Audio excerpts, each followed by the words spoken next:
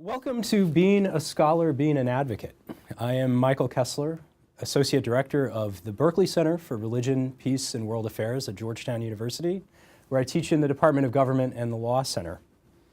Our conversation this afternoon will explore many tensions in the field of religious studies.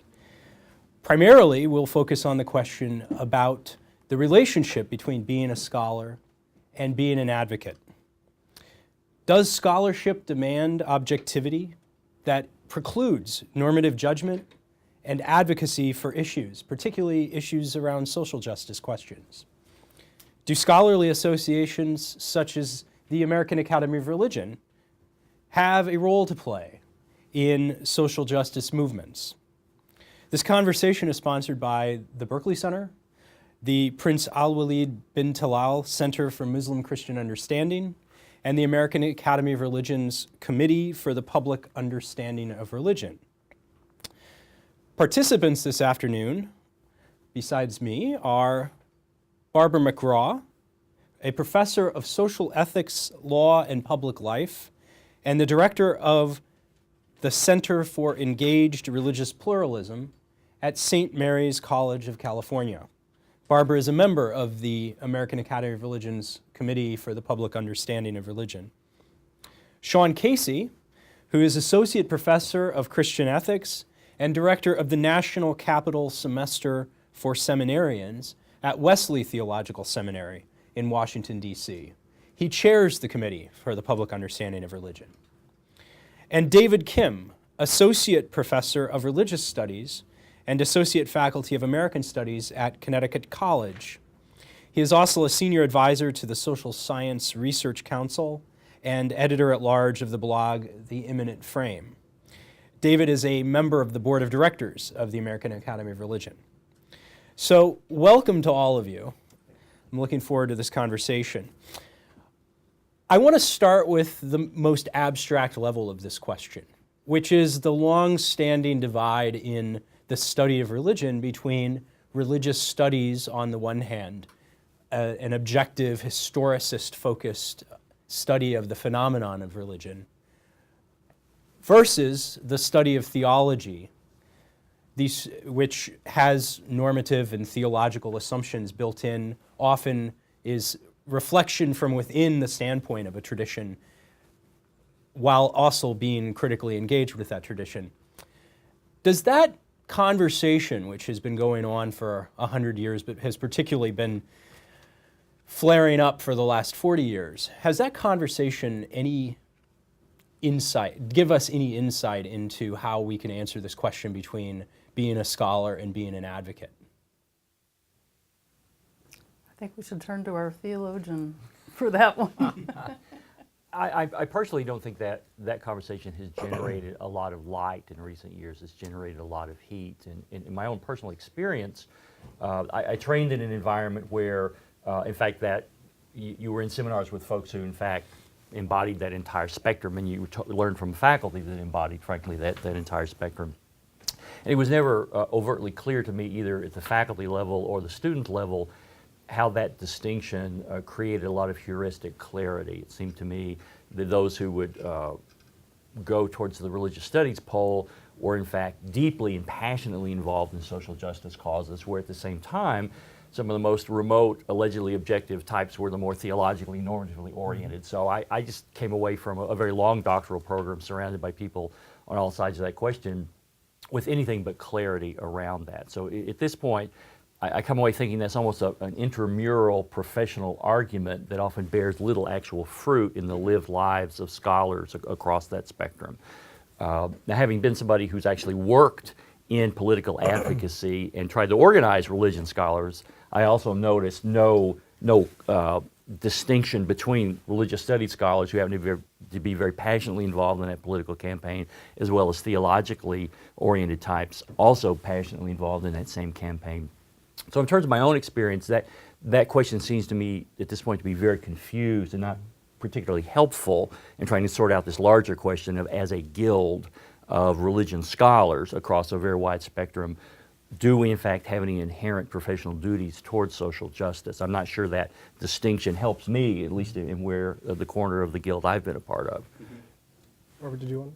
Well, I kind of question the whole assumption that there's objectivity on the religious study side at all, to begin with.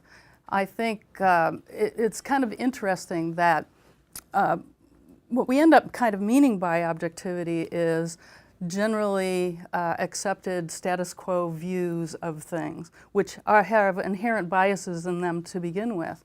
And I also question the idea of studying something without, as if you could look from the outside at institutions, groups, individuals, and kind of see the whole picture, as opposed to allowing oneself to be sort of, engaged more fully, so that one's own personal perspective and biases that one brings that are supposedly objective, but I don't think they really are, so that those things can be kind of altered, that you might end up with a kind of multi-lens view of your subject if you're allow yourself to be really engaged. But the whole idea of standing outside of something, I don't think really gets you there to begin with. Mm-hmm. And so I kind of question the dichotomy that you set up in the question. David? Well, first let me thank you, Michael, and the Berkley Center for organizing this, as well as John Esposito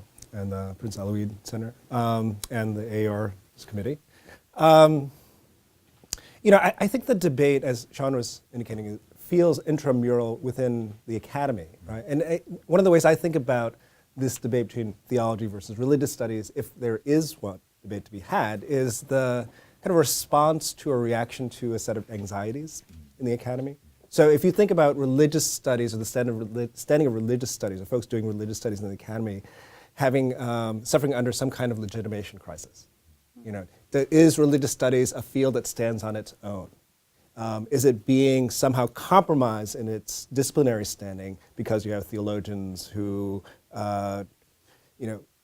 indicate to colleagues that somehow religious studies is vaguely not scientific, vaguely not objective, vaguely biased, and so on. And I say vaguely, right? Because, of course, the great debates in epistemology, the great debates in study of science and social sciences, these are kind of tired canards, right, about what we can do as scholars. So as Barbara was suggesting, well, I mean, absolute objectivity really has never been the objective of those folks studying religion. So whether you look at the roots of religious studies in anthropology, in sociology, history, of course we should be concerned about biases, but not at the expense of interesting scholarship. Mm-hmm. Right? And I think again, this kind of legitimation crisis that's saying, well, I'm not sure religious studies is a field, right? And if we in the Guild can somehow get over that anxiety and feel like we have our legs under us and stand in a room with sociologists or people in international affairs, all to the best. And I think too, if I can add, that legitimation crisis becomes more acute in an era where higher education is under tremendous pressure because of declining resources. True. Right. And particularly the liberal arts, exactly. which is traditionally the home of religious studies and theology. Right. And correct me if I'm wrong, but in my experience, in liberal arts environments, religion departments are often politically very weak relative to other departments within colleges and universities. So that anxiety gets fed by external forces as well. Like if we can't defend conceptually what we do, we're going to be vulnerable to the inevitable cutbacks that come from people up in administrations who have no real understanding of what we're doing anyway. Yeah, I mean, I think there's a way in which, within the context of the liberal arts, right, often the study of religion is seen, or not seen, but has taken this kind of service role in the curriculum, where which is a weak hand to play. Right. And rather than taking a strong role, saying, playing a strong hand, saying, well, religious studies exemplifies all the complexities and synthesis of the liberal arts. It's not hidebound to particular disciplines, right? It is itself, as we know, religious studies is itself interdisciplinary, right? And so, for those who prefer seeing academic life in terms of disciplinarity, religious studies poses all sorts of problems anyhow. Whether they're theologians, you're hanging out with theologians or otherwise. Right. This is certainly an issue, I think, in a lot of places because when I approach this question, it goes back to the larger role of the university and religious studies within it.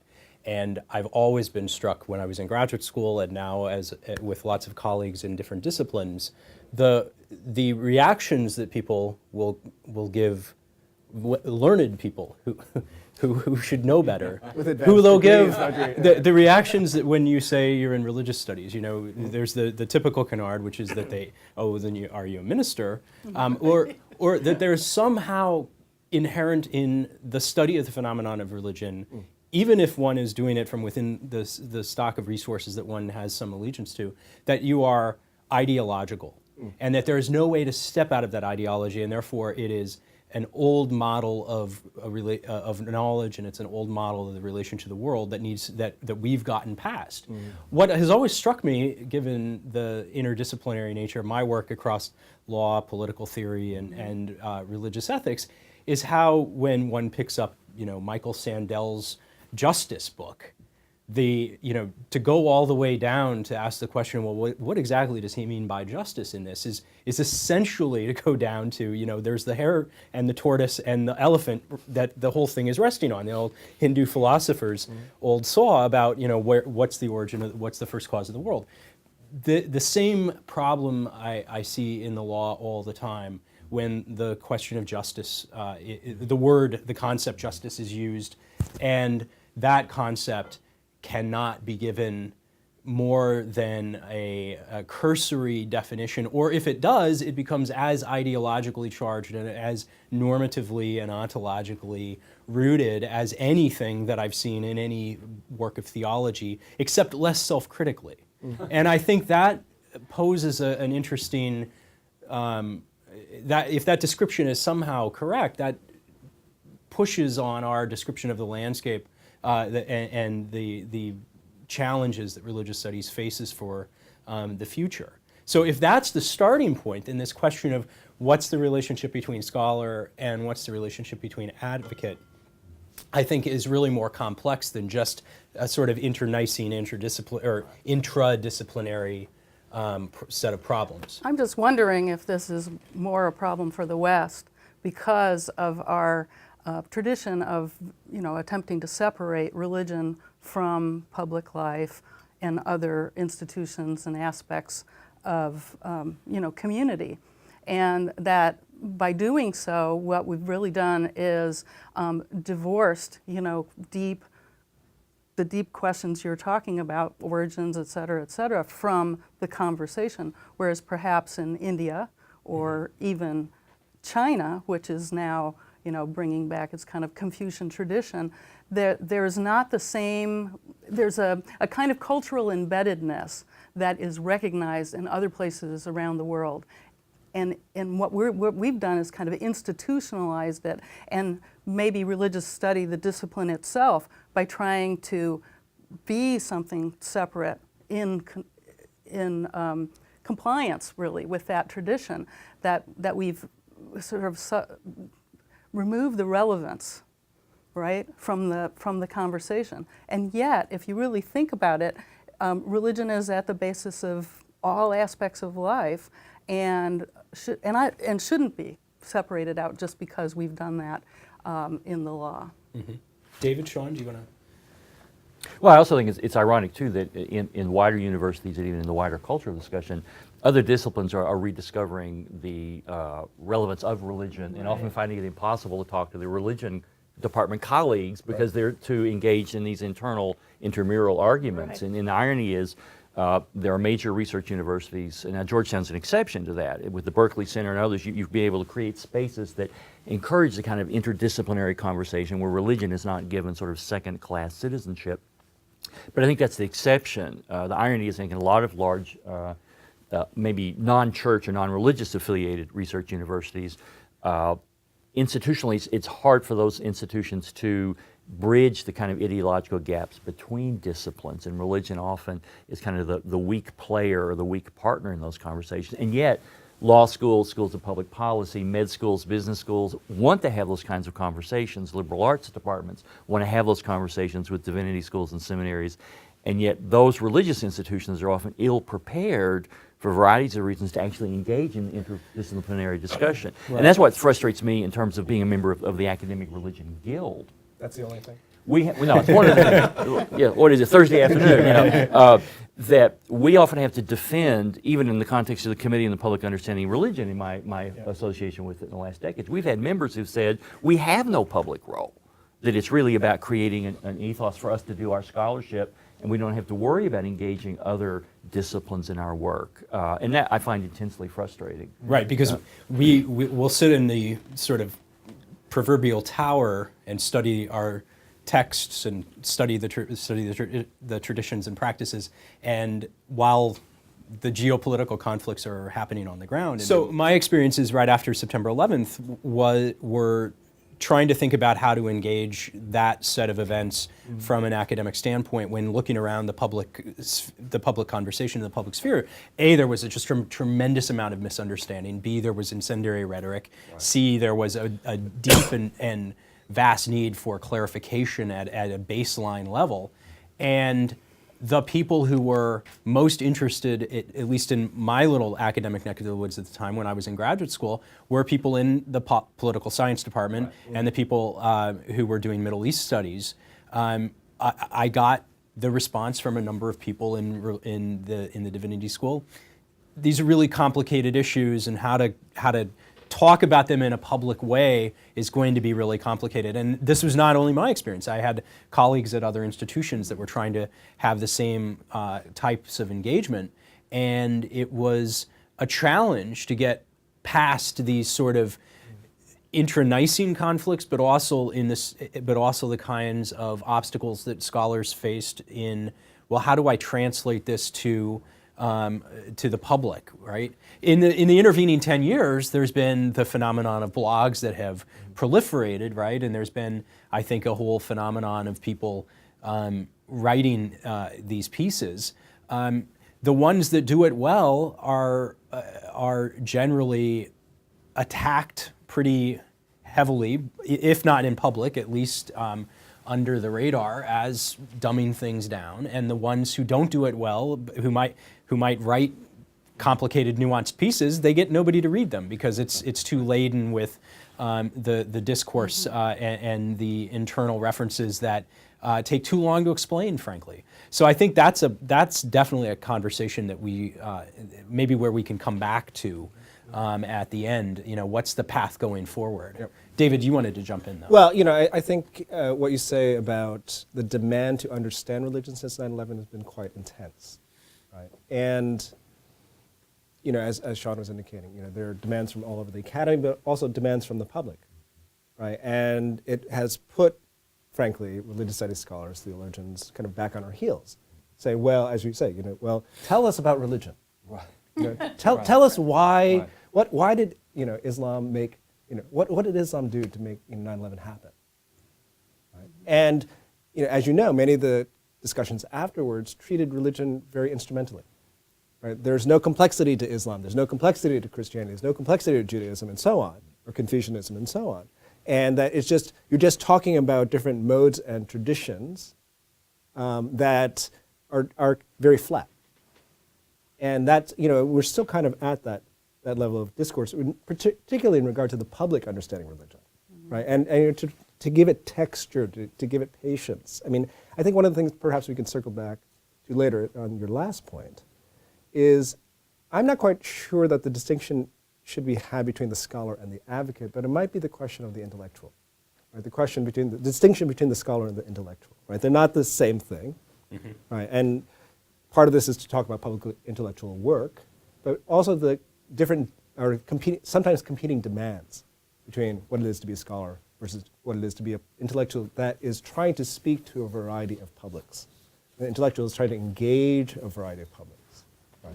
And I would add to that too. I mean, something I'm very interested in is then what is also the structure of rewards and disincentives Absolutely. Within the academy. Absolutely. Right. I mean, because we all know scholars who've been very prolific, both kind of in technical scholarship, but also in more public intellectual work, and they have been pilloried, often, if not in public, certainly by their peers within earshot of saying, well, you're not a real scholar, you're just a journalist, or you're a commentator. Just outside of but you know what's going on. I mean, or even established scholars who have done a critically well received body of work, who then move into, at later stages of their career, I mean, I've heard this about any number of people. Right. People will say under their breath they're behind. They've lost it. They're not interested in That real last scholarship bullet was anymore. misread, yeah. And what they're trying to do is reach a broader audience with some mix of critical reflection at a more public intellectual level, and we pillar it. And what I would like to see would be, I'm sorry, would you think about how does a department that consciously decides that they have a public role? I mean, let's say a liberal arts religion department says we want to have a public role. How do you structure that into the tenure and promotion criteria by which you evaluate scholars? So you make it explicit to the freshly minted PhD in religion. If you want to go this route, we'll actually count this as service to the institution, or and I'm not sensing any real attempt on the part of the guild at the department level to think about how do you measure that and how do you account that to the credit of the scholar as they grow in his or her career. And I think that would help if we can think about how you structure a reward system that affirms an aspiring public intellectual. Right. And I think we ought to be really rethinking some of the ways that that we can shape scholarship based on what's happening with the availability of the internet, et cetera. You could write, for example, in a wholly different way, a piece that is available to the public that isn't just a click to some scholarly article, but where you have links to little chunks of different pieces, so that it's kind of there are kind of layers. You want this understanding, then you have this, then you have this, and you can explore. And there's whole new ways of thinking about how we do that. And there isn't any reason why that kind of work can't have a lot of depth behind it and still have that piece that is available to the public, and then be able to count it in both ways. But one of the things that is coming up for me as you all are talking about the academy and the way it discounts that public voice is it's kind of a symptom of such an insular conversation that's been going on for so long. And it almost reminds me of cliques in high school, right? So this clique is telling you that's not relevant, but all the publics are very interested in the subject, and it is important for them to know it. So for example, I do advocacy work for minority religions in prisons. And it is absolutely critical for those officials to have some understanding of religion across the spectrum, not just theology in Christianity, Judaism, Catholicism, et cetera, et cetera, et cetera, but across a very wide variety of minority religions. And they're not going to get that by reading a scholarly piece, but a scholar has a role to play in helping those officials understand what it is they're doing and the implications of it. Right. This is one of the places where I think the Legal Academy has something to teach us, because in your suggestion about sort of an intermediate stage, right, between the full-blown scholarly article and sort of minute little posts, there's any number of high-quality places to go for in fact, real-time scholarship. Right, a Supreme Court case gets put out, and there's any number of places like the Volta conspiracy or somebody, where there will be a series of posts over the course of 3 or 4 days with a couple of people. Sometimes these can be 10 or 12 posts where somebody's really drafting an article right before your eyes. And then later, a year down the road, that article comes out. But if you dig into it, the arguments are all there. And there's a whole trope in these things, it seems, where they say, well, of course, illegal blogs are not part of scholarship and they shouldn't count as scholarship. But in fact, that's where all the scholarship gets germinated. It's where vast followings of people who are interested in these things, who are non-specialists, who may not even be legally trained, will follow and actually be informed in a substantive way. And comment. And comment, which sometimes, in fact, there's people out in who are maybe practitioners or even just interested non-legal scholars who will make points that these scholars will then incorporate in and it will help steer where the scholarship goes. How is that viewed by law school administrators? I think overall the trick is that it needs to translate into the standard scholarly work, but because the work's already done towards that end, it is not divorced from that process in the outcome. In terms of your point about the rank and tenure issue, I think one of the challenges is that even if the Guild, even if the American Academy of Religion came out with some statement, the issue is going to be that rank and tenure committees at the institutions are the ones that create these processes. At a seminary, it would be different because everybody would be part of the same guild. But if you're going up in a theology department for tenure at a major research university, there may not be another theologian or a religious studies person on the rank and tenure committee.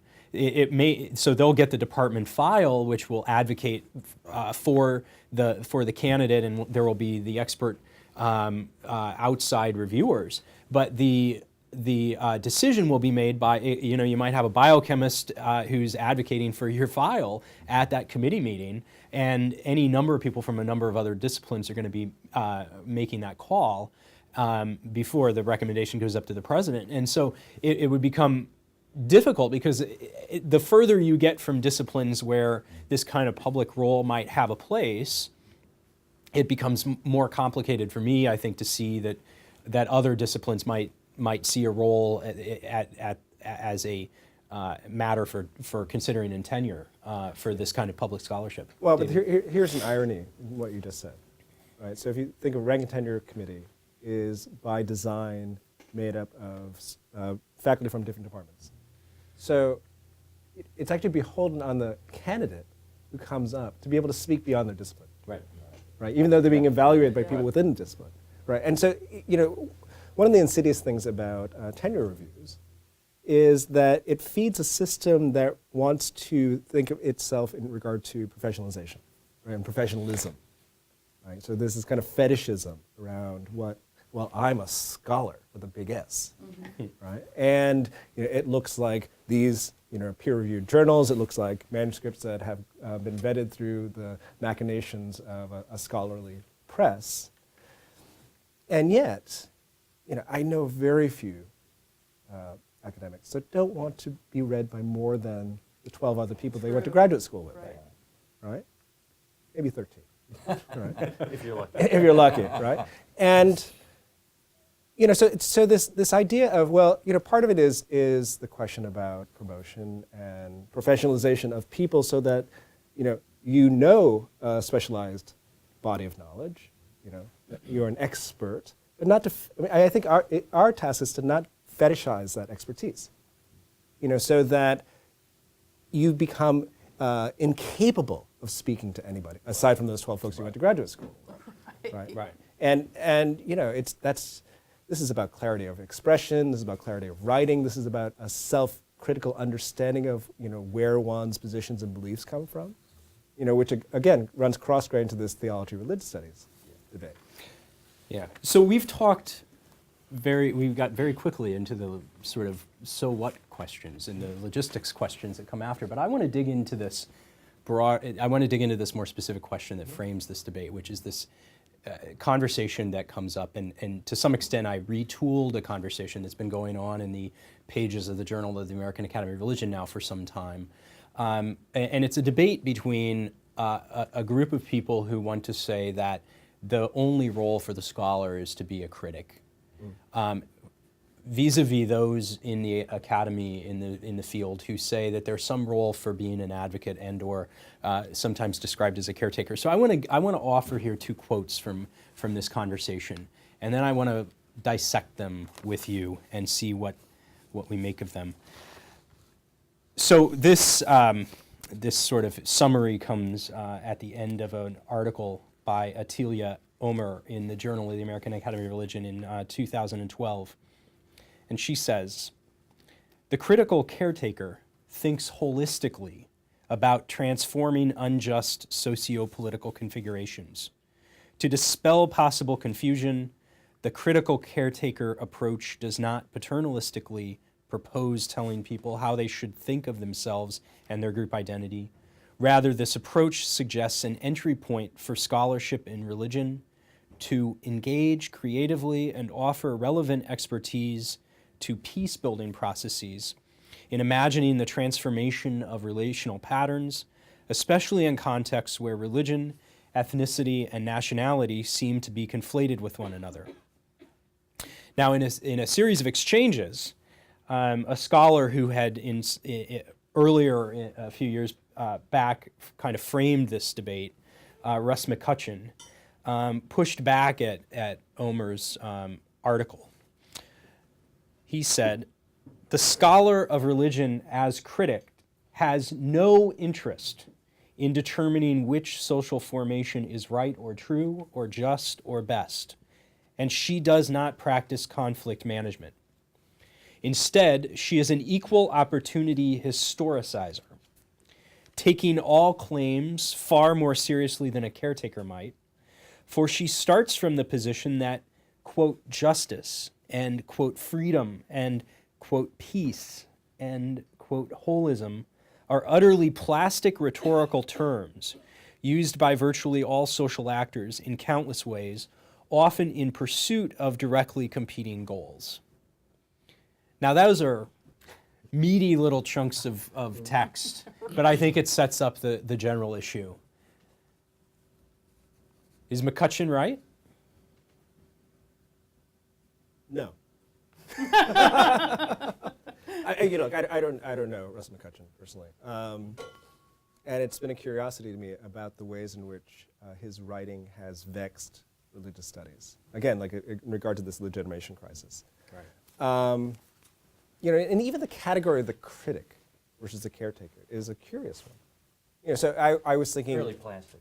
fairly plastic, indeed, fairly In plastic. fact, that's Omer's response to McCutcheon's response, which is, come on, you're doing this too. Well, exactly. So if I think of the great cultural critics, of the 20th century, think about someone like Edward Said, right? Who, or someone like Foucault, right? Both are radical historicists. They don't take anything out of context, and neither would be accused by anybody of saying, well, this is an entirely objective view of the world. They have a very strong and thick account of reality. They have a strong and robust take on what is right and wrong, which is to say that they have considered judgments better or worse forms of life. So it feels a bit disingenuous to say, well, we're not making any judgments here. I think that battle's actually over. Oh, yeah. I think the people who are holding back on the pure McCutcheon form have lost the battle. They're not aware that the war's over yet. But then I think the question becomes, well, we still have these competing senses of the good and differing thick descriptions of the good life and all that, and it's even more complicated now than it was 5 minutes ago. And we're sort of lagging indicators in the Guild. We haven't caught up with the lived reality in terms of how religion is practiced and viewed in the world. So I don't lose a lot of sleep over that argument, because I think it's over and not everybody has realized it yet. But then the real conversation is even more complicated, I think, when you get competing views of really smart people who have different conceptions of justice and what the problems are and how do we get along given the increasing pluralism. That, to me, is a much more interesting and hard set of questions and discussions. But I'd rather have that one than, frankly, deal with the curmudgeon who says, you're not a real scholar because you're not historicizing everything and you don't have the subjective view that I've assessed. The questions that you have said are the ones that we are tending to address, and I totally agree with you. Those are the ones that can be really helpful to the various publics that that need what religious studies scholars have to offer. And so by the move that's being made into that conversation, we're also opening up ourselves to a greater potential for dialogue, impact, and mutual understanding across the various publics. And when we talk about public, what do we mean? Do we mean the general public, or do we mean public institutions? Do we mean courts? Do we mean child custody agencies? And I think all of those publics, and questions of justice, ethics, and so forth and so on are where we ought to be. And I think it's critical that we do engage in that fora, in all those fora. Yeah, just think about the tenured radical Max Weber. right? I mean, Weber Right. was constantly making judgments and assessments about, social forms, religious forms, and so on. And, not for nothing. Right? He sees the intellectual life, the scholarly life, as being hidebound when it is beholden to professionalism. So in science is a vocation, politics is a vocation, right? I mean, what is he saying? He says, you have to look at the ethics that lie behind claims. Right? And it's so- fear. I mean, Whatever the claims are. Well, in Right. Politics is Vocation, which I make my students read, much to their chagrin, he's fearful about what's happening in Germany. I mean, he has a fear for the republic itself, which was not misplaced in 1919 or whenever it was he gave that lecture. That's an engaged form of scholarship where he's clearly laying down a normative view of politics and criticizing some other normative views. Now, whether he was right or wrong, we could argue all day. But there you see a connected critic, if you will. He's working within a tradition that he has deep passion for, but also deep fear about its future. And he's advancing what he thinks is a normative moral view for politics as vocation. And without it, he's deeply fearful about where Germany's going to go. Oh yeah, and one of the things that we haven't quite talked about, we've only kind of caromed off of, is our role not just as scholars or faculty or intellectuals, but as teachers. Yeah. Right, and so that I think it's a much more fruitful inquiry to say, well, if I'm engaging publics about religion, I'm not talking to them, from my high dudgeon saying, like, let me tell you about religion. Right. Right. Instead, I'm trying to engage in a conversation that looks a lot more like teaching than it does anything else. So that I wanted us to be careful to not over-valorize, say, something like the blog or the scholarly journal article, at the expense of thinking, well, my public engagements are about trying to teach a public and also trying to learn from a public about issues of social justice, about what have you, right? So that we would be well served if we talked about one of the other strengths that we don't, that are part of our daily lives as faculty. Right. So how do we enter those conversations, or how do we serve as critics, if you will, that have returned in that second naivete, right? The standing within a tradition but critical, so that it doesn't collapse into religious apologism or apology or ideology. Like, how do we? What are the dangers of moving forward in that way, and how do we avoid it?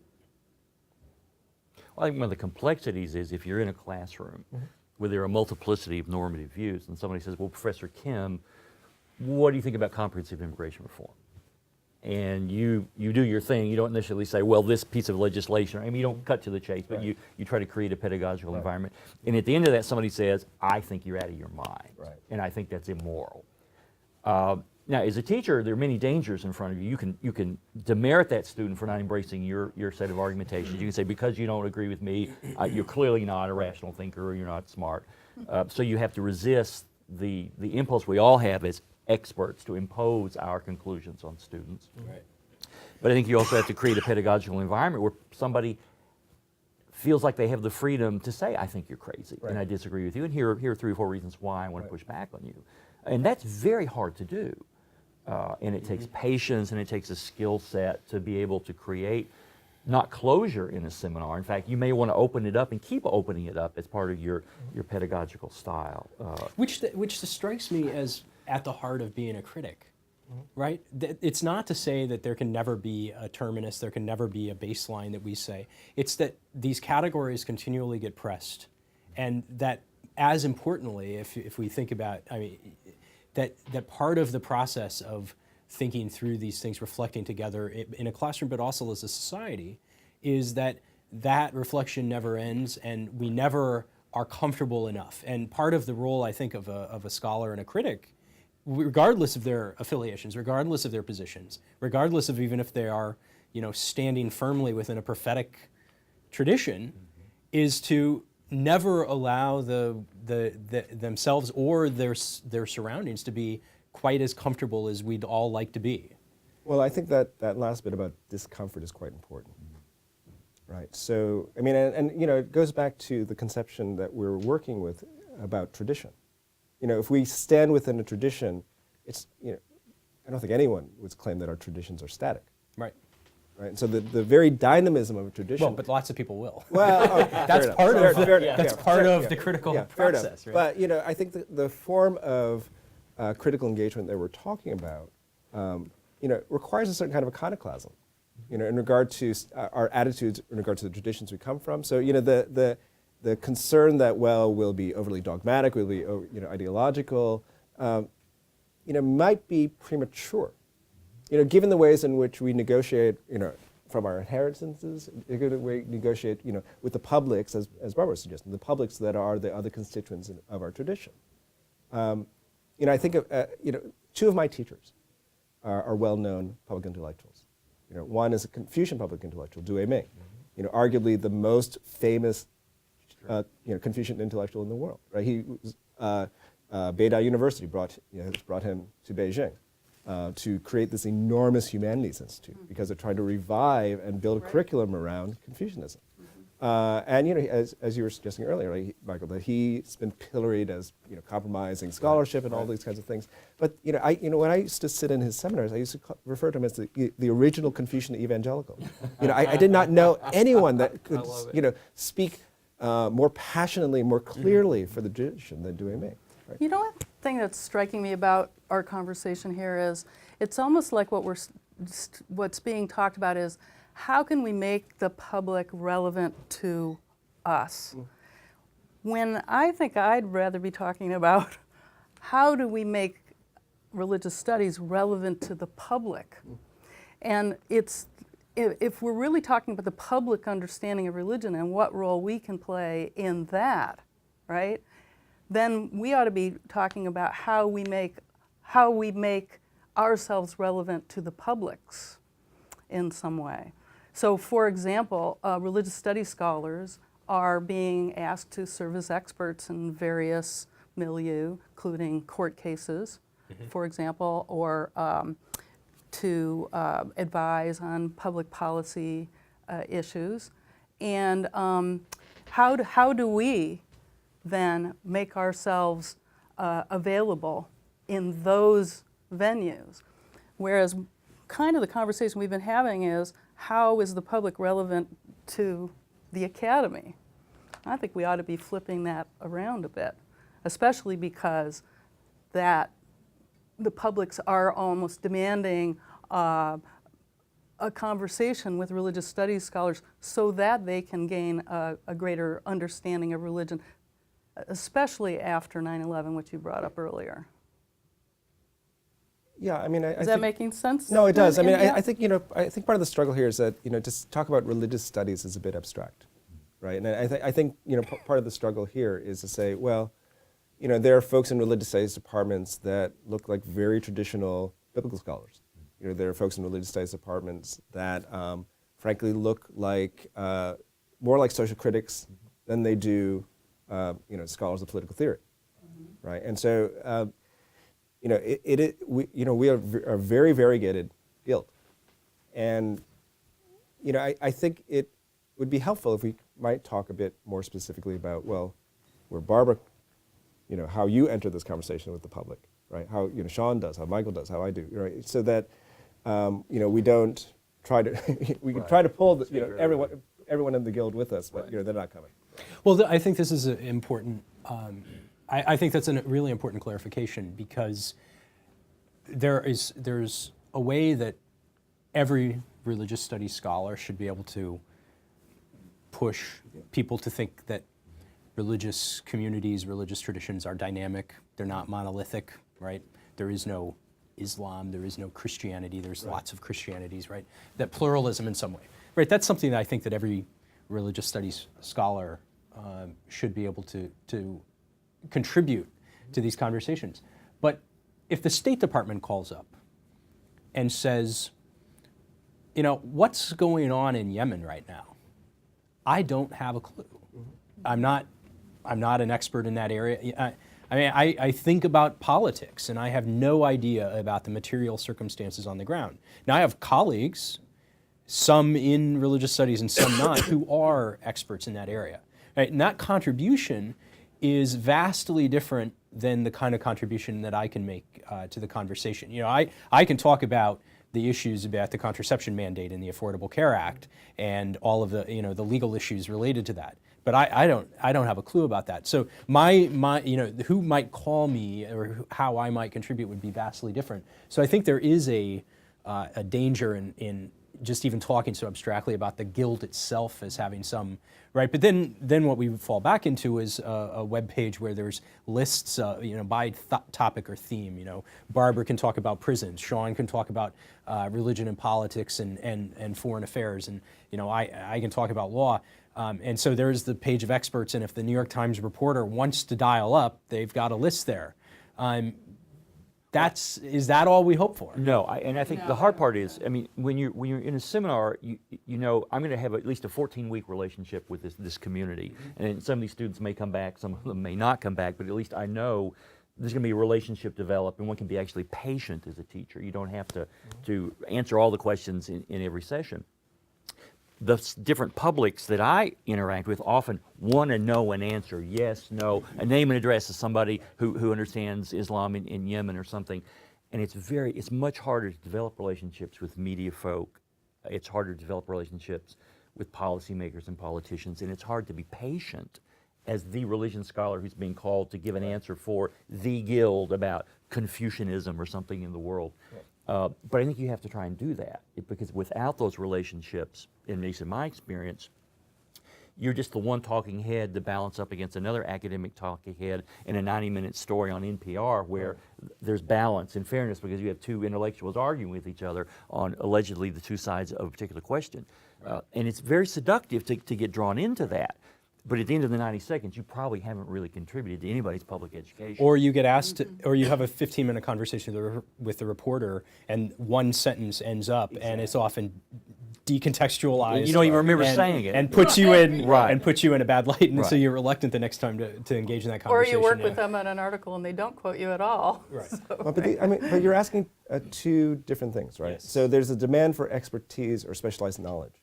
You know, the State Department request, right? So that might be the menu of experts. But there's a different audience where you say, you know, and I'll go back to the intellectual question, right? Or the public intellectual question, right? Where it is a public asking for clarification, not expertise, right? But they're asking for clarification. I mean, there's some expertise, but you know, you kind of bring that in the room with you, right? When you get this call, and you know, you know, again, I would go back to someone like Said, you know, where he says, you know, intellectuals are people who have the vocation for the art of representing knowledge, right? And it's a very interesting formulation, right? So to represent knowledge to other people, right? And it's you know, and he's very explicit about this. He says, you know, in this 1993 Reith lectures he gives on the BBC, right? Representations of the intellectual, and he says, you know, the true intellectuals are very lonely existence. Because you're not really a part of the professions, you know, you're not really a part of other kinds of publics. You know, you're constantly pushing against and trying to to froth the waters. Right. And you know, you could see that as a troublemaking, or you can see that as critical thinking. You can see that as a form of public teaching, public pedagogy. Right. One of the modes that I think religious studies scholars have been asked to engage in along those lines has been contributions to interreligious, if not dialogue, at least to interreligious understanding. And I think the difference is that, you know, dialogue, there's different conceptions of what interreligious dialogue entails and what the outcome is. But interreligious understanding, I think, is this step, this intermediate step, which is, you know, there's just public misperceptions. And that there are some who would say, I think, I take it that Omer's, the quote that I gave earlier, suggests that in some ways it's almost it's if not a professional duty, it's a moral duty in some ways of the religious studies scholar to enter the public sphere and contribute towards breaking down misunderstandings about religion. And then if we're not doing that, in fact, we're sort of, you know, we're sitting on a gold mine of our, without ever really spending it. Or contributing a multidimensional religious perspectives to subjects like justice, which can enrich a conversation in the publics in ways that are beneficial to work against harm, to lead towards more fair society. And if we leave religion out of the conversation, we often have a very truncated conversation that doesn't bring the richness that we religion scholars could bring, many different ones could bring to the subject. And one of the points that I wanted to make about something, Sean, you said, is when you're called up by the reporter, you have, a 5-minute conversation or a 15-minute conversation, and that's it. But there are lots of opportunities, which so I'm just raising this to make the point, to have an opportunity to engage over time like you would with the classroom, Absolutely. with those Absolutely. relationships Absolutely. that you make with government officials in the Veterans Administration, in the Bureau of Prisons, many different organizations. And it is critical that we participate in those, because the misunderstanding of religion in those publics is so severe that many times horrible things happen, like I've seen in child custody cases, for example. So you've worked with the Bureau of Prisons on this? Well, to some degree, yes, but state correctional institutions quite a bit. So could you just offer an example of how the clarification changed a policy? I mean, how does this actually turn into reality? How does it work on the ground? Yeah. Well, what we do is we co-sponsor with the American Academy of Religion a program where we bring religion scholars that are scholars but also practitioners, usually practitioners, but scholars of Sikhism, Hinduism, Protestant Christianity, et cetera, et cetera, et cetera. And then we have a whole room full of people who are the officials that oversee religious accommodation in the prisons, right? And we create... Pause right there. Let her take a seat. No, it's fine. Should I start over? No. You can pick up. Okay. So we bring these folks together and in dialogue with one another. And what happens through the dialogue is that preconceptions about religion, and particularly religious minorities, but even we had a presentation on various kinds of Christianities, which was a shock to the people. We had like 14 people from different states there. They had no idea that there were all these different Christianities even. So some of And this so is what how happens- prison officials are actually treating inmates who are Oh, yeah. manifesting different or practicing different kinds of religions, and they're misunderstanding what is Right. involved in this, right? But they are in dialogue also with their entire constituencies at their various state institutions. So what happens is through a pretty long conversation over a day and a half or so forth, and over many years, because some of them come back over and over and over, their understanding of what is at stake and what is important in religion shifts tremendously. And so there's lots of opportunities like that, and I know you've been involved in engaging with public officials on various things over time. And you don't get that shift in understanding in one session. It happens over time, and it can have a real impact on what happens on the ground. So the states that have participated in those discussions, they go back and they have a lot to say. They teach other people, and they actually become kind of not only ambassadors on understanding religion in the prisons, but also their families, their other communities as well. And so it can have a really important impact. That's helpful. Yeah, I mean, I'm struck by what Barbara says, that, I mean, there's a way in which the discussion about public engagement of religious studies scholars, it hangs on this kind of anxiety that the engagement is going to be episodic, right? You get a spot here, spot here, spot here, spot here. And I think what, both Barbara and Sean are talking about are the ways in which, you might even develop a curriculum of engagement. Right. It's about prisons, it's about policymakers, it's about writing or media. where and to take seriously the writing of a curriculum of public engagement, where it's not just there's something, and I'm not quite sure what it is. There's something funny about the category of the public understanding of religion, right? Where there's this kind of objectification of what religion, give me some religion, Right. so that I can understand it, right? Again, like I like the language of engagement a bit more than understanding, because I think that's more often what's going on.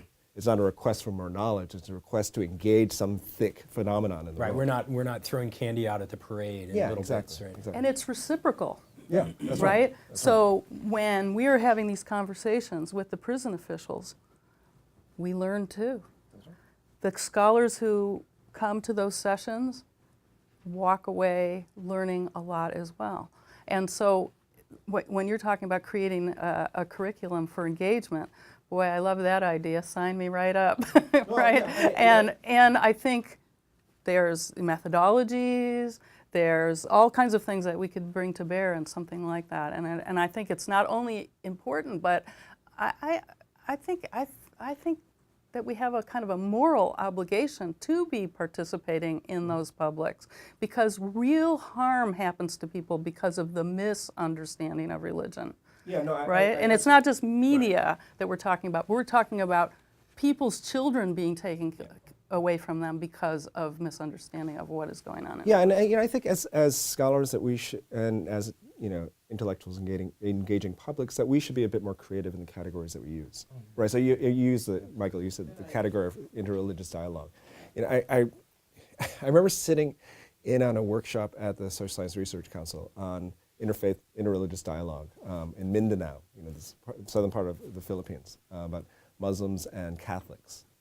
And they had, Catherine Marshall from the Berkley Center was there, right? And they arrayed a bunch of religious studies and other scholars on one side, and these folks from Mindanao on the other side, And there was this. Well, let's hear about the struggles with interreligious life, and the clerics and the priests on the other side of the table saying, what's the big deal?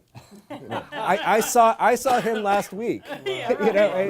We get along fine. But the scholar, the social scientist in the room is saying, well, hold on a second. Isn't this going to be more contentious and whatnot, right? And and there's a presumption, that it's acrimonious and so on. And it's like, we had lunch last week. We're good. And that's what I mean when I say we bring our own biases to the table. So that scholar may have thought that scholar was objective, but actually was coming with a whole bias on what they thought was going to be a contention. Yeah, and objectifying what religious life is like.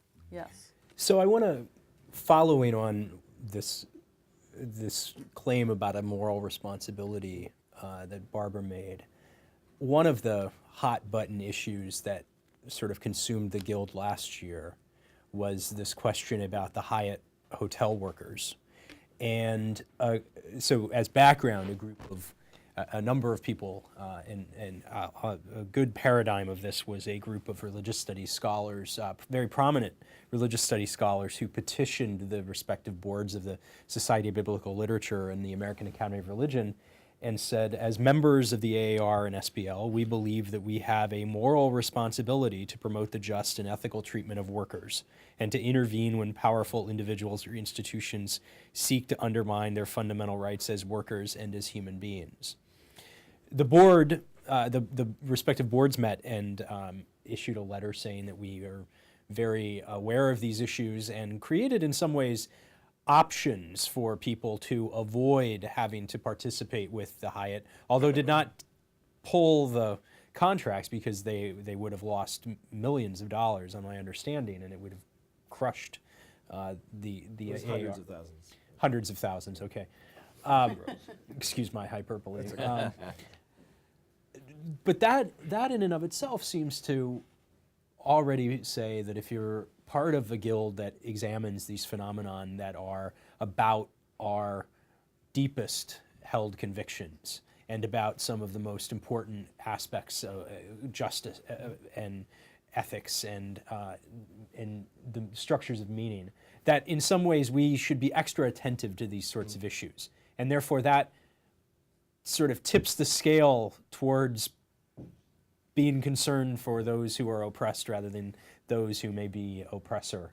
How do you were involved in some of these conversations, so I don't want to put you. involved in almost all of them. I don't want to put you on the spot, but where did you come away from that thinking that the Guild has a special responsibility? Or let me put it a different way. If you were a mathematician and the American Mathematical Society was faced with the same claim, would they, as a guild of scholars engaged in critical reflection as well, have any different responsibility? Does that get to something special about religious studies that other disciplines don't manifest? Yeah,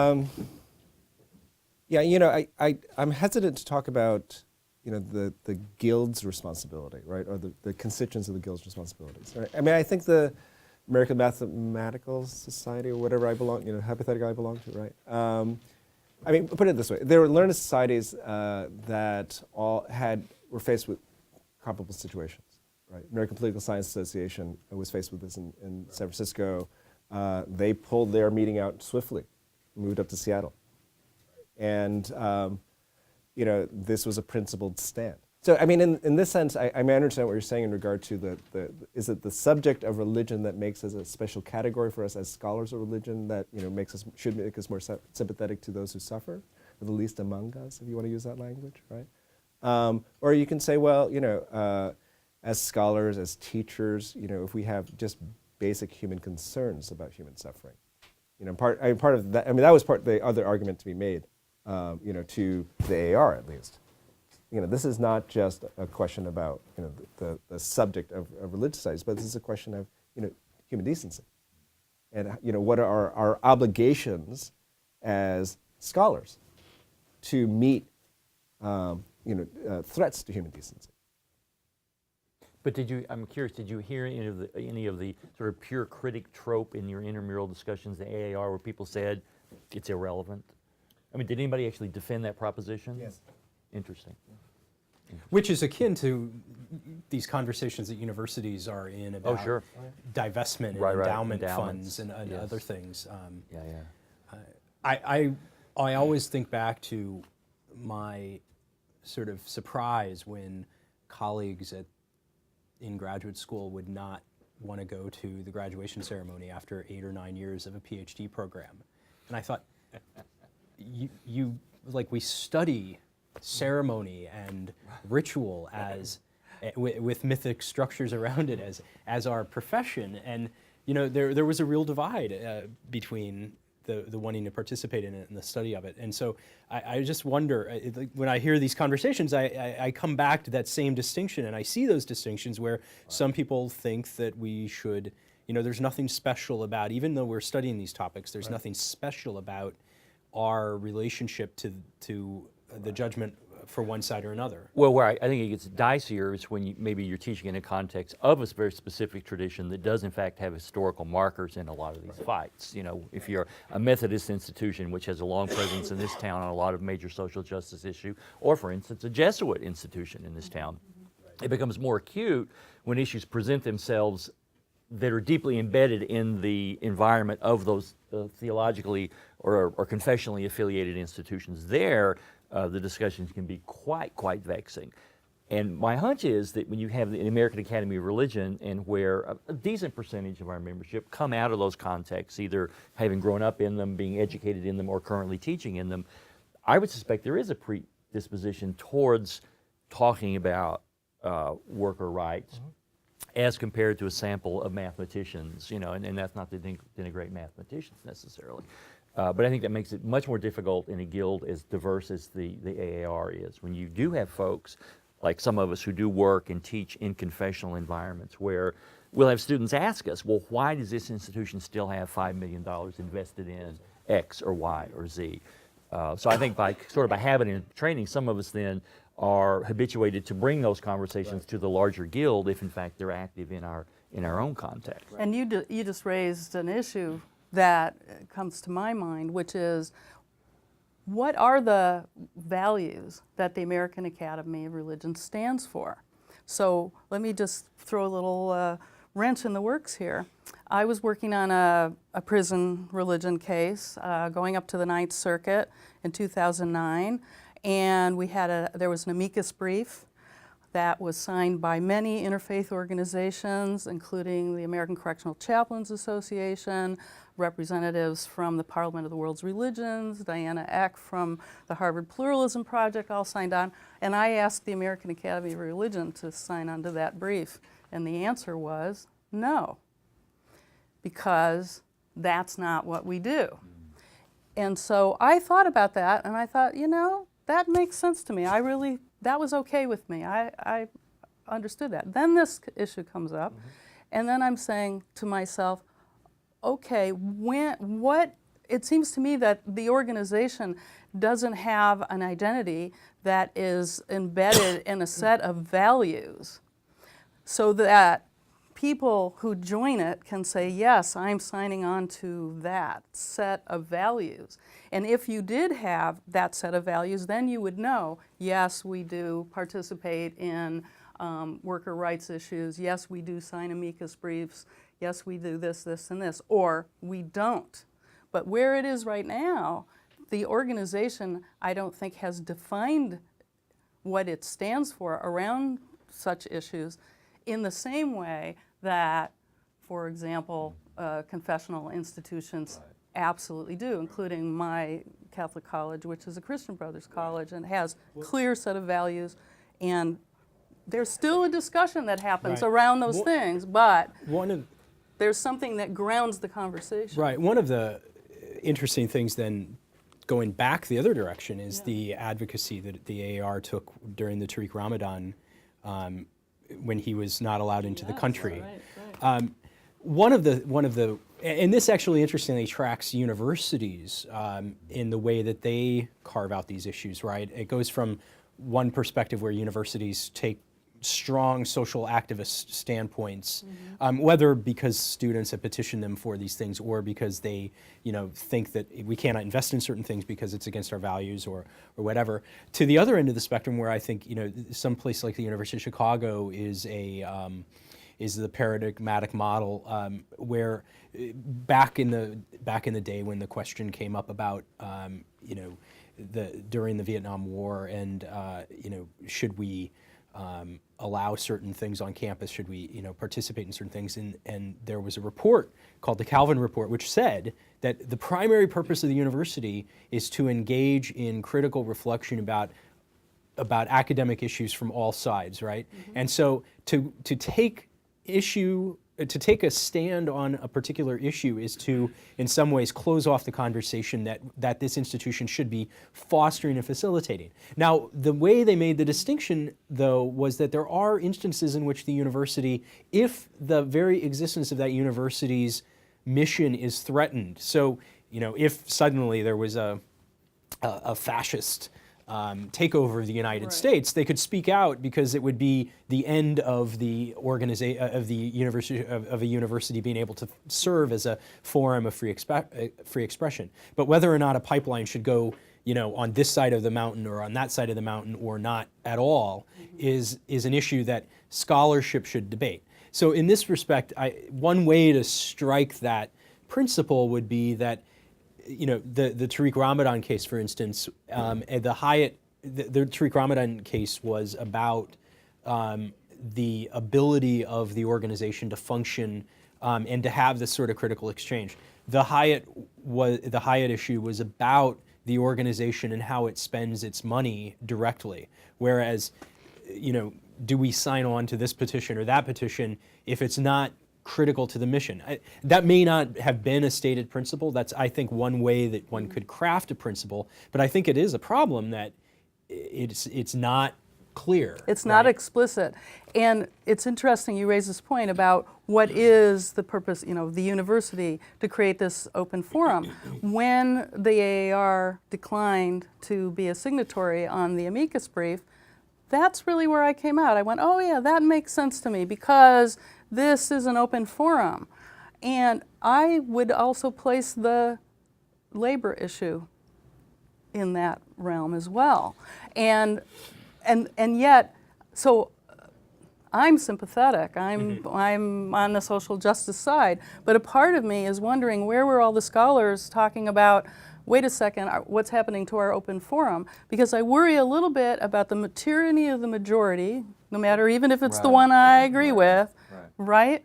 And I worry about losing the mission of the open conversation and dialogue that we need to have. And there were representatives who were against they're against unions. Right. They had very strong perspectives. And the other thing too is when something is pushed in the moment and is, given kind of a public forum, and there's, the way that issue came up, and then it was really pressed right then and there, as opposed to kind of a reflective dialogue over time, I worry about that as well, because what will be the next issue? And that's why I think it's really important that an organization like the AAR be more explicit about what are the values that undergird this particular public, So conversation. last word on this one. Well, I think in terms of the AAR, this is a debate and set of issues that's still unfolding. I just came from a board meeting last weekend, and we're still debating these questions about representation. Yeah. Right? In many ways, the issue with Creek Ramadan was easy, right? Concerns about academic freedom of expression, that's an easy one, Exactly. Right. right? Yeah. That's that's Right. not contentious. The labor one is more difficult. Having said that, John Esposito and I both sit on this joint labor task force between the AAR and SBL, and frankly, both the AAR and the SBL moved pretty far down the road in terms of a strong statement on supporting workers' rights. And so, the question about the explicit values of the mission of the Guild, I think, that's still fluid. And I like that fluidity. I mean, I actually grew up in a non-creedal conservative Christian tradition where from the underside of history, the creedal tradition looks like a way to exclude people. Right. And the Anabaptist tradition read it that way and said the reason you write creeds is to keep us out and not invite us to the party. And there's actually some truth to that. I actually like those ivory tower scholars who are interested in that 15 minutes in ancient history and they're the world's leading expert on it. And I've learned from them, and I don't want to convert them into regulars on the McNeil-Lehrer report. That is in fact their gift. That's not a show anymore, right?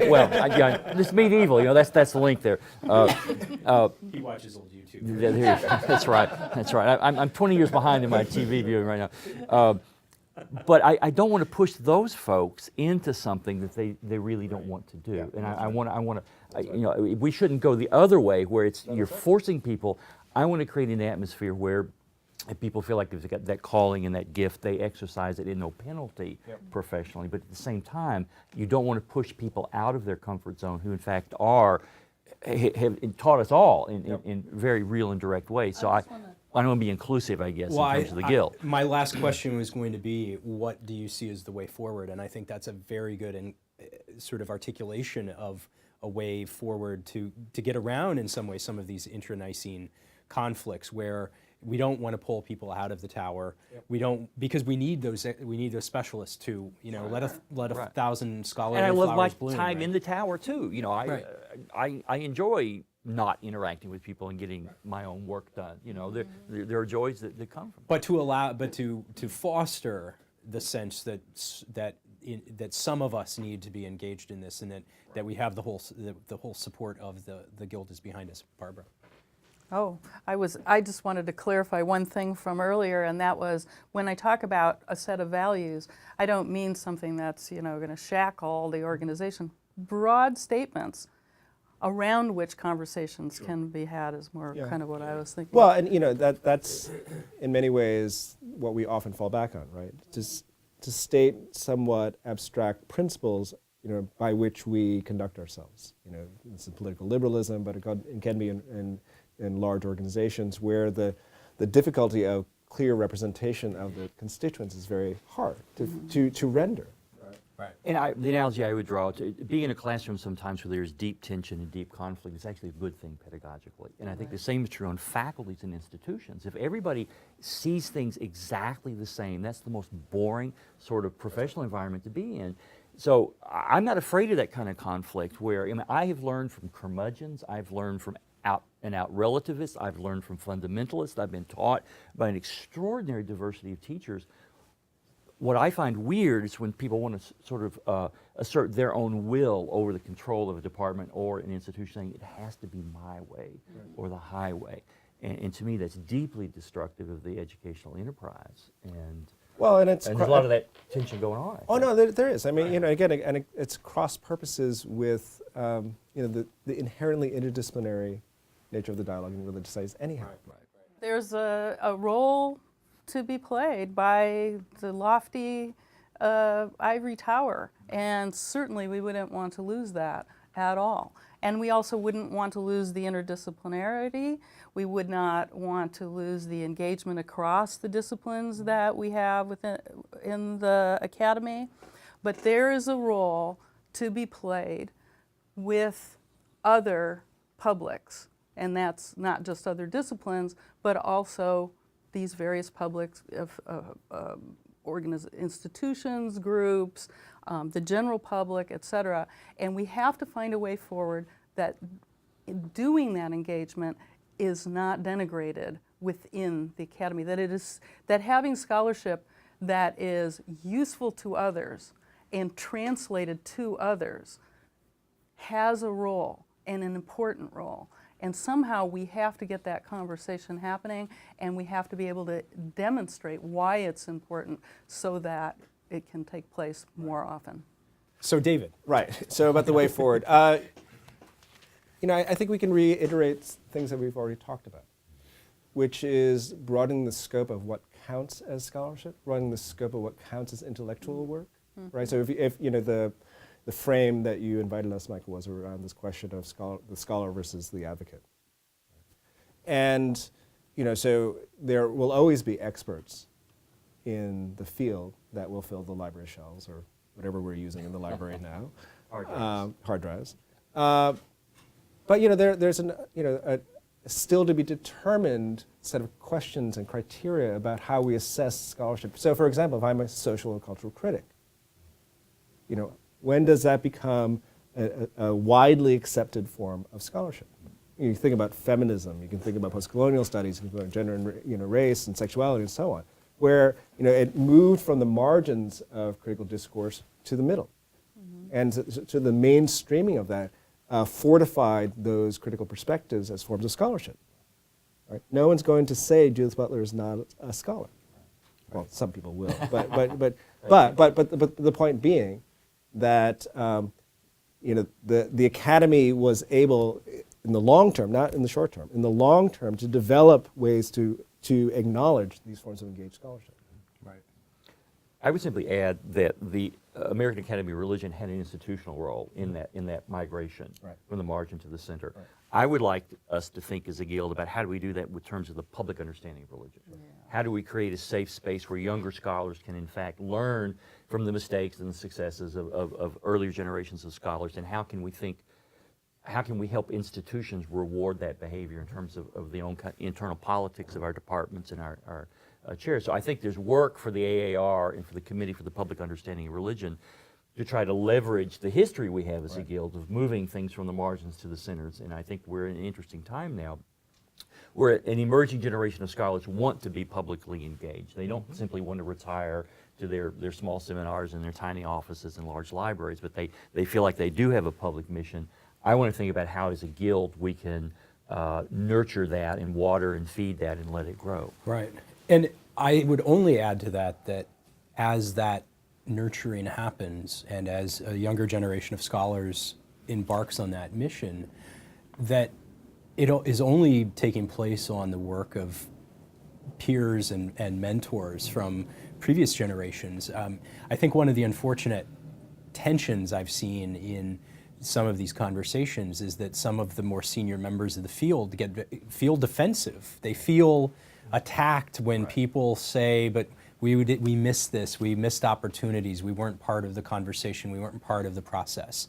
And if I could speak to those people for a second, I would say, no, you laid the groundwork that the next generation, part of it is the times they are a-changing. And the forces that are at work now that we're trying to respond to are different from the forces that were at work in the 50s and 60s and 70s. They were different issues that you were trying to address. You did a great job, and we're building on that.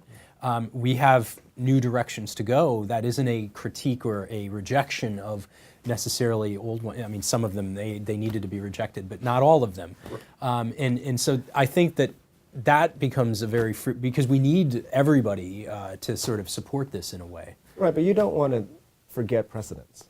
I mean, whether it's the Niebuhr brothers, whether it's C. Wright Mills, I mean, there were publicly engaged scholars and intellectuals. They always have been.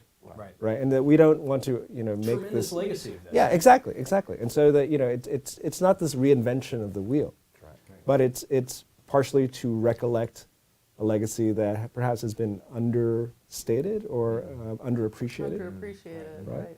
And to understand that to enrich that appreciation, it might be the work of the Guild. But it's also, as we train young scholars and students into scholars, that to help them take off some of the burdens, those anxieties about, well, I need to be relevant this way, I need, and so on. Again, like I go back to this legitimation crisis. Yeah. It's not only younger scholars, but also what you started with, which are people who have, scholars who've been working for many, many years. They've got their accolades, and now they want to engage more as public intellectuals. They can also be the they have the forerunners freedom of, and they have the exactly. capacity to be able to they can devote create that time. they can create the wave on which others can follow with a lot more freedom, a lot more credibility We need them and to do that. appreciation. We We need need them. them to do it more. We need them to do that more than become deans or something. Exactly. Well, on behalf of the Berkley Center and John Esposito and the Center for Muslim Christian Understanding and the American Academy of Religion's Committee for the Public Understanding of Religion, and for the panelists, thank you for joining us. And now we'll take some questions, and if anybody has comments or questions. You were speaking of training young scholars, that it's really important to keep in mind too that you are also training practitioners, and that those practitioners are going to be your ambassadors in the field, in the public field, and so to include them when you begin thinking about who are we training and how are we training, that you're really clear in the area of training very committed practitioners. That's one thing. Susan, you should introduce yourself. My name is Susan Van Balen.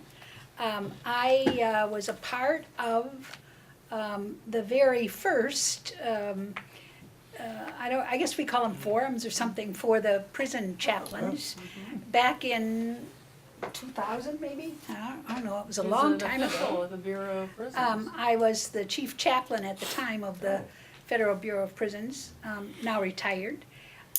After my retirement, I did a degree here at Georgetown. I was involved in a new program called the Doctor of Liberal Studies. And in that program, I focused on Islam in prison. So, So but she's one of the young scholars coming forward now. yes. But I also had a thought. I found the fora that we had very, very profitable, very good learning situations. And before our very eyes, we saw people grow and change in their understanding of religious pluralism, which is a crying need in this country. And so I really strongly support that kind of an idea. And I wonder about, and it used to be done, I believe, also in the military. And I wonder if the same type of forum couldn't be provided for officials in the Veterans Administration, in the courts, and Homeland Security officials who have the responsibility for immigration. And there would be many, many others. There's the Department of Energy, where they have the whole issue of, ethical issue of the climate issues and so on. But it's not likely that people are going to come to the AAR for those meetings. But there would be no reason why the American Academy of Religions couldn't submit proposals, program proposals to the conferences of those organizations, and gradually begin to get people to listen to those issues from a religious perspective. And I'll say one last thing and then I'm finished, and that is that I would like to have heard more about culture, because I think you cannot separate religion and culture, and I think that's one of the big differences that makes religion so much more dynamic than theology, where it sometimes is a little stuck because the culture is stuck. Right. Well, welcome and thank you for the question. I'll say two things in response. The first is I think all of us are keenly aware of the religion and culture and the connections, and we would focus on that in important ways. The second thing, and then I think I'll ask Sean to follow up because he's had a lot of experience in this. I have colleagues who have served in these organizations, in the State Department, in the World Bank, in these places. One of the challenge, and now reflect on questions about the role of religion in global development, or the role of religion in the formation of U.S. foreign policy. How do we, on the ground deal with diplomatic issues and steer diplomatic crises while understanding this complex nexus of economic history, material reality, culture, religion, all of these things. One of the standard ways now of talking about this is to some degree is the tone deafness of 20-some, 30-some years of people that were trained in disciplines like political science and then went on to become foreign service officers, who were taught that religion is something that's becoming obsolete. It's not really a force. It's not really as a discrete social phenomenon. It really doesn't have the same kind of relevance. So we don't really need to have the same kind of grasp as we would about sort of the economics on the ground. I think that tide is changing, and for a lot of reasons. One, because the reality is on the ground. It never went away. But the second is that they're becoming much more aware that they need to get up to speed about this. But then the challenge is, how do we get to be the ones to help them recraft and reformulate and rethink their policy based on a much more complex and sophisticated understanding of religion? That's still hard. We've had issues where some sub-agencies will ask us to participate, but other sub-agencies will not want that as part of a larger training event or something, which then ends up, what you end up seeing is all of the political skirmishes between different agencies of the government, in which in the end you just, you don't get to participate, or you talk to 5 people over here in a small meeting, not to the larger plenary session or something. Sean, you've had a lot of experiences in these realms. Do you think it's shifting? Do you think we're at a moment of more possibility, or? It's really hard to say. I mean, on the one hand, there's always the danger that, the language in the Guild is that somebody wants to instrumentalize religion. Well, actually, scholars instrumentalize religion. We draw our paycheck from it, although we don't cop to that as we criticize other people for So one has to ask the question, why does this entity in the government want to understand religion better? To what end do they want to engage with religion? Is it to help them decide who they're going to kill and not kill on the ground in a village in Afghanistan? So sometimes there's very overt and clear moral problems attached to that investigation. Is it for TSA to understand how to handle sacred objects and sacred texts with deference and respect that's owed to people from non-Christian religions as they travel through our airports? That's an instrumental understanding of religion, but of a different order and telos, if you will, than wanting to kill people more efficiently in certain parts of the world. So it becomes very complicated very, very fast when you talk about the federal government getting better at studying and understanding religion. And a lot of scholars rightfully say, wait a minute, we're not going to write a blank check and make a commitment here until we understand sort of case by case. So it's very complicated. Even if an administration said, yes, we want to understand religion as effectively and efficiently in terms of cutting edge scholarship, starting tomorrow, unlimited money for all religion scholars, it would still be a very daunting and dangerous task. This was most exemplified by the embedded anthropologist. Exactly, the human terrain mapping Right. controversy, which immediately sent a backwash through the humanities, and rightfully so. And now there were a lot of unemployed ABD and PhD anthropologists out there who found jobs working for the Marines on the ground in Afghanistan. But to what end, I think, was the question that had not been asked well. Now, having said all that, I do believe that within, let me just say, within the State Department, we may be on the cusp of some interesting times now where there may in fact be some very good people beginning to develop a capacity and a listening capacity on how greater understandings of religion may in fact accrue good benefits to diplomacy and development, which I would, in terms of the cosmic scheme, happily endorse. You know, the Secretary of State has no legions, unlike some other folks in the government. So we may be on the cusp of a new era there where some capacity grows, but even that is going to be slow. Historically, religion has been a career killer in the State Department. It is happily now sidecard in the Office of International Religious Freedom. Oh, you want to talk about religion? Go talk to the ambassador at large and don't bother me.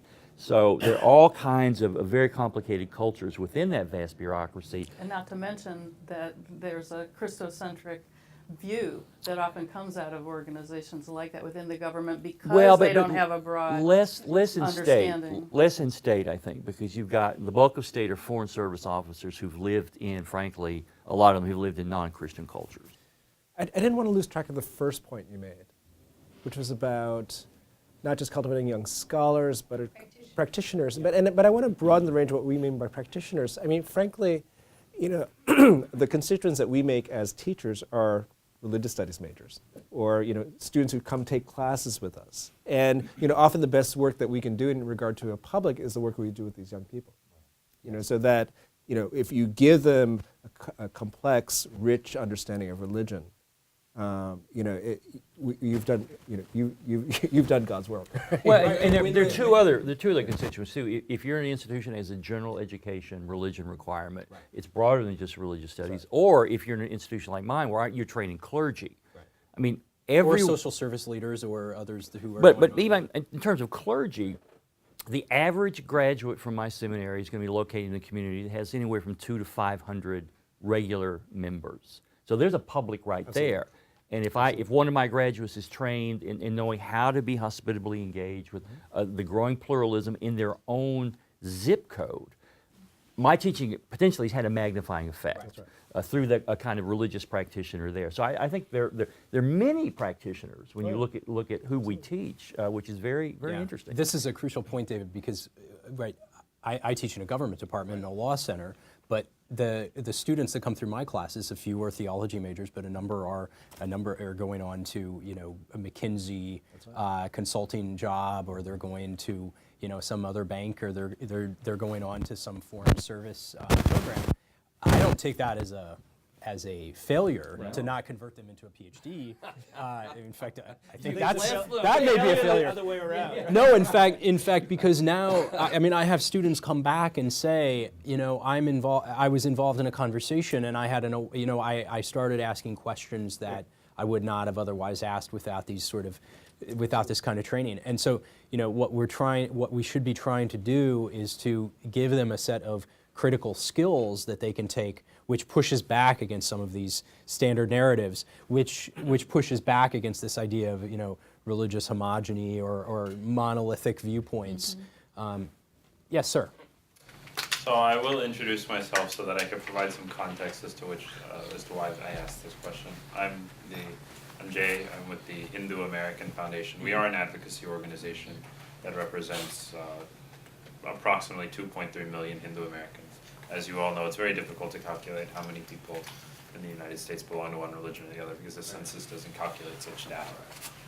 So by and large, 2.3 million is what we've always said. And one of our components is to engage with the federal government. So I have sat in the State Department. I have briefed them on religious freedom issues and various parts of the world. Just recently, I had a meeting with State Department officials on Malaysia, for example. And Malaysia is by and large considered an Islamic democracy. However, there are parts of its constitution which do discriminate against religious and ethnic minorities. But that's a side point. The point I wanted to make is that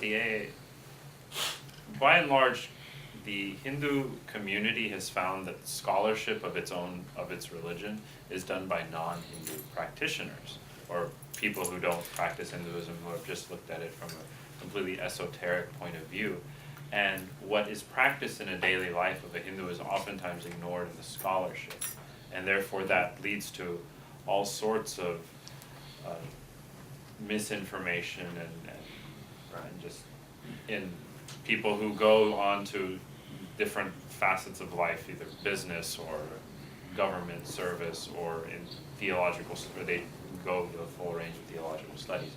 What is a solution that the American Academy of Religions can provide to groups such as the Hindus or the Buddhists or non-Christian groups? I don't have a great answer to that. I have an anecdotal slice. And one of the great movements in religious studies today is the study of lived religion. You know, that historically, back in the last millennium when I got my master's training in religion, one studied the great texts of the tradition. If you want to understand Christianity, you read Augustine, you read the New Testament, you read Aquinas, you read Calvin and Luther. That tells you what it is to be a Christian. And in fact, that study told you nothing about the lived religion of Christians anywhere in the world in the 20th century. There is a nascent historical movement to talk about, well, what is the lived reality of Christians? That, I think, is now, it's no longer confined just to historians of Christianity. That's the kind of data and storytelling and information mining and analysis that actually is going to be, I think, more helpful given the growing pluralism, at least in the West. I don't want to read the ancient text of Hinduism to understand my neighbors who are Hindu. I want to understand what does it mean to be a Hindu living in Fairfax County, Virginia.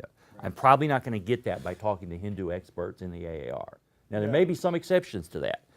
My hope is over time, the esoteric scholars you talk about who are non-Hindu practitioners. And not all of them are. Right, no, I get that. But by and large, But my hope is that in time, our guild will mature so that there will be Hindu practitioners who are reflective on lived Hindu experience in different parts of the world. That's going to the extent that the guild is going to have a growing edge in this, that's why I'm hopeful that scholarship will move more into away from just text-based into lived religion analysis, if that makes any sense. This is a critical problem, just even even if you're talking about, you know, scholastic theology, right? You can read all the texts of Thomas and everyone else. That gives you insight into a sort of very esoteric position. It gives you very little insight into lived religion during the Middle Ages, right? And the historians, there's in some ways a divide in religious studies between historians and you know, sort of theologians or historians of ideas, because these two sometimes don't connect in a clean way. And David? Well, you know, I think one of the things to be heartened by is that, you know, frankly, religious science is behind. Oh, exactly. You know, and Exactly. what you're talking about. You know, that, you know, qualitative sociology, for example, is much farther along in regard to, you know, giving textured accounts. Qualitative. Qualitative sociology is, I you know, much more textured because they've engaged in ethnographies. Right. They do structural analysis, and again, not for the esoteric. Right, but to get as, you know, I'm not saying all qualitative sociology is so great, but, you know, it's at least a movement towards that.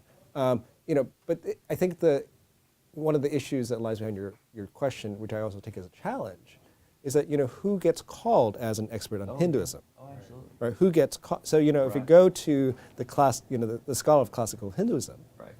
you know, and you have a question about contemporary Hinduism, right, there is always going to be a divide, right, so that, you know, we may not be very well equipped to respond well when we're called, we say, well, we got to, who do we got, Who do you Sean? know? Who do we Right, got? right. Right, and that, Exactly. and we, the better answer might be, well, we don't actually have somebody. Right.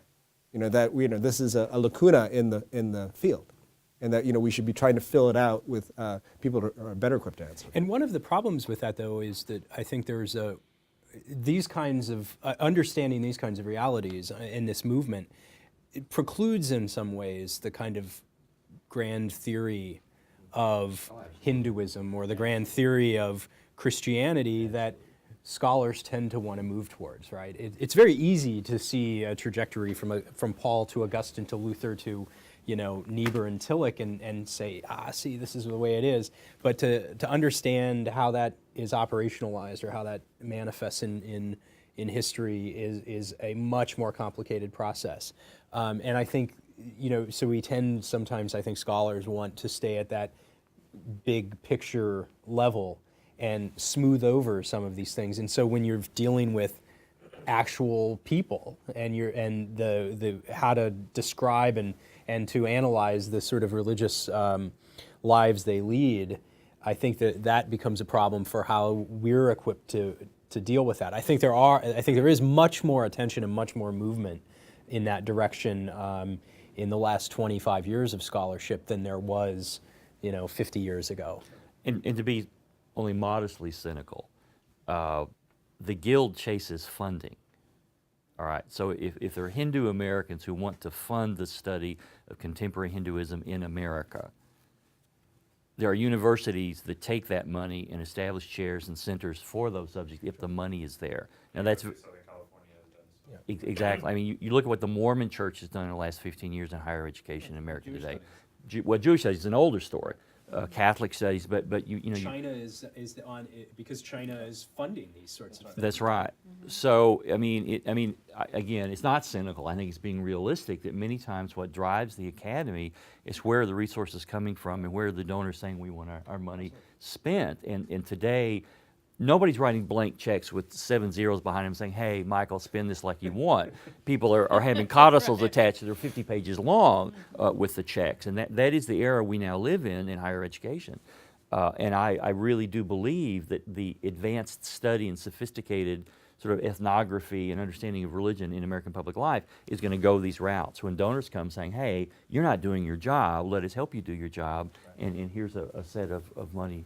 So to go JD, do you have a check for We some? do have a grant actually, and I don't know the exact title of the grant, but we ourselves have taken it upon ourselves to try and direct the That's wonderful. research that is done. That's and very it's also focused on Hindus living in the United States, not necessarily. Yeah, absolutely. And good for you, and more power to you, because I do think we tend to be a reactive, slow guild, even within the broader higher education. We're often driven by external forces.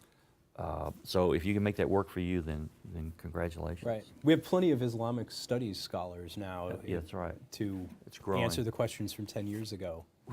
I'm not being cheeky. No, the reality is, that's if you true. look at the job Look market at and the if job you look market. if you look at the programs, That's right. that is where the growth has been in the last 7 or 8 years, and it's directly in response to material history. We have time for one more question. Anybody we haven't? Steve. Maybe I could just make a comment.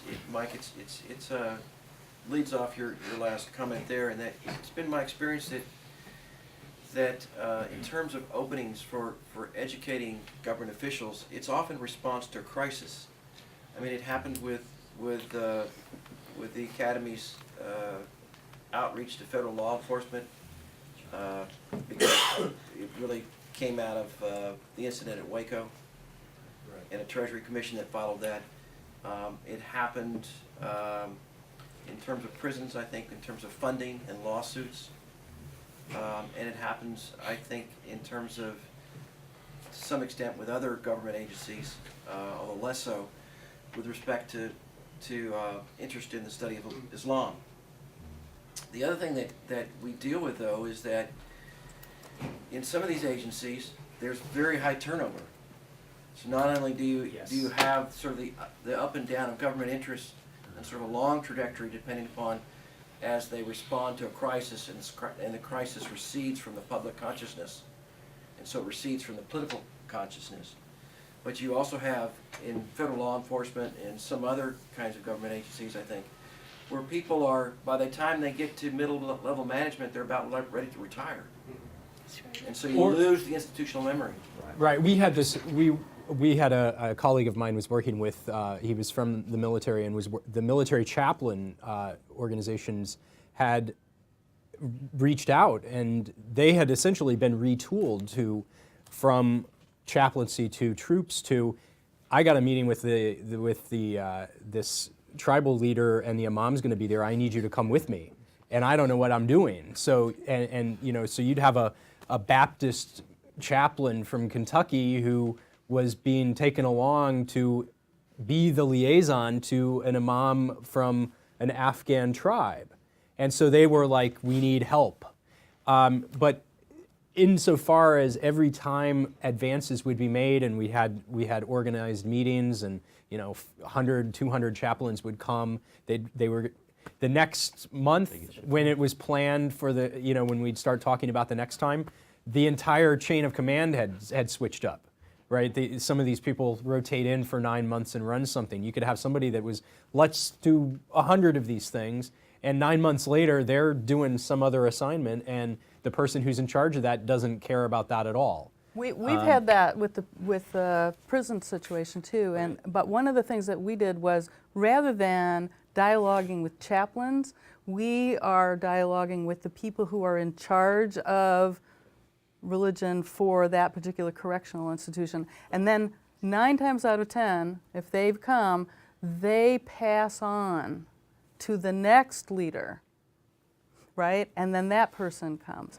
And they are the ones that train the people below. If we were just training the chaplains, it would all be lost. Right. Well, here in the military structure, the chaplains they are their own command structure as well. So Right. this was sort of at the higher level. But they don't pass it on to the next person. You get it. What you see is, that's a high level of efficiency in a bureaucracy, right? And what you see in some other instances is a low level of efficiency and cooperation, right? Of course, it would be efficient for them to pass on this received knowledge, but if there's other interests, like, well, no, I want to come in and shake this up, or I want to change, or I want to put my stamp on it, you don't want to do that. We've tried so hard to expand what we're doing to the military, and we cannot even get who to speak to about it.